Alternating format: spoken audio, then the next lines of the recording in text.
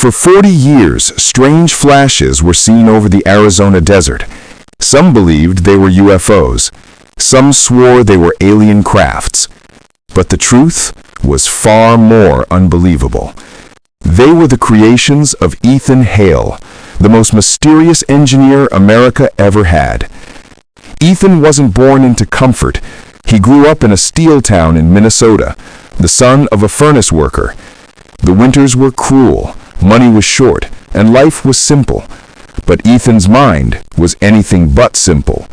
By age 10, he had built his own telescope. By 15, he was repairing small engines for the entire town. People said he had machine blood.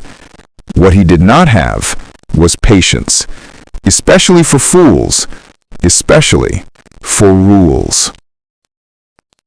At engineering school, he once corrected his professor in front of the entire class. The class gasped. The professor turned red. But Ethan was right. That's when people started calling him Iron Mind, because nothing, not even authority, could bend him. 1936, the first rebellion. Ethan joined Falcon Aeronautics as the youngest engineer in the building. Everyone expected him to fetch tools and file papers. On his first week, he inspected a new passenger aircraft design and said bluntly, "This tail assembly will flip the plane on landing." Senior engineers were furious, but wind tunnel tests proved Ethan correct. Falcon promoted him, reluctantly, but they also realized something. They had hired a firestorm. The war years, creating the impossible. As tensions rose in Europe, the military needed a fighter that could climb like a rocket. Everyone said it was impossible. Ethan said, "Then stop asking possible people." He designed the F-17 Twin Spear, the first American fighter with dual turbo boost engines. It looked unusual. Two long metal booms connected by a center cockpit. Critics mocked it. Pilots loved it. It outclimbed every enemy aircraft of its era. But at high speeds, the plane shook violently. Test pilots nearly died. Ethan spent nights sleeping on the factory floor, drawing equations on scrap metal. He invented a control stabilizer that solved the issue, and the Twin Spear went on to protect thousands of soldiers in the war. A secret tent in the desert. In 1944, an urgent call came from Washington. Intelligence reported that enemy engineers were developing jet fighters. America was behind. The generals asked Ethan, "How soon can you build us a jet prototype? 2 years?" Ethan said, "I'll give you one in 6 months."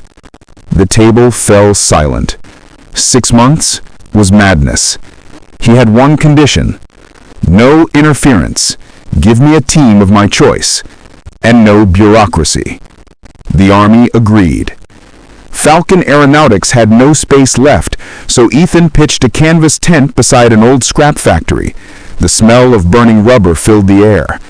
A mechanic joked, "Welcome to the Stink Works."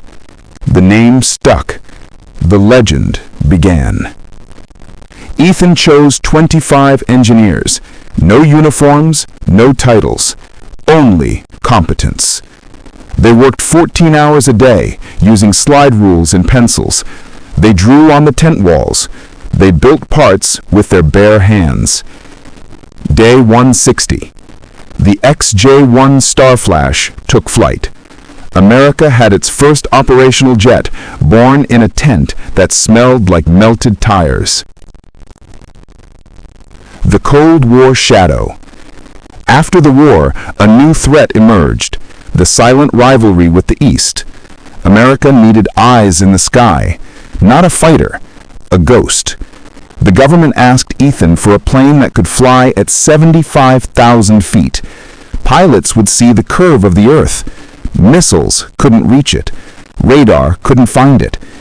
Ethan simply said, "Give me 3 months." He stripped everything. No armor, no heavy systems, bare bones controls. He built the Silver Hawk, a glider-thin spy aircraft. The landing gear dropped off after takeoff.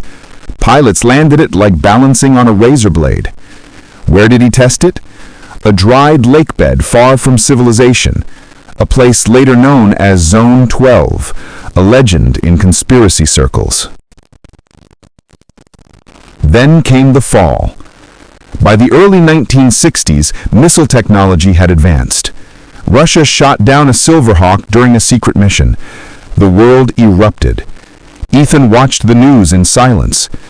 Altitude alone was no longer enough. He went back to the drawing board. The sprinting shadow.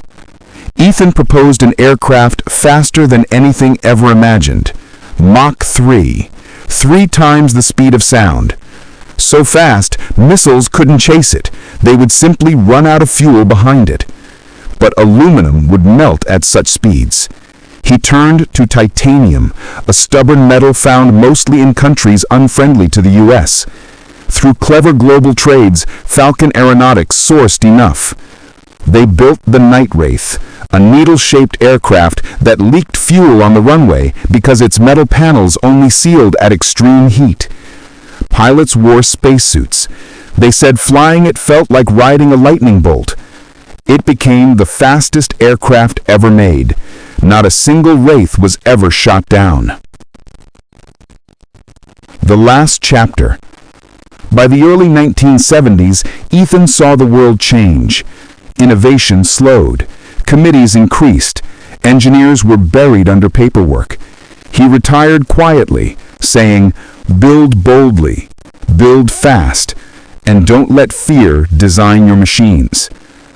A year after he died, the Night Wraith made its final flight, breaking a coast-to-coast record that still hasn't been touched. Some say Ethan timed his life to his aircraft. When the last Wraith landed, the man who built the sky was gone. But his rules remained whispered in engineering halls. Be quick, be quiet, be brilliant, and above all, never accept impossible.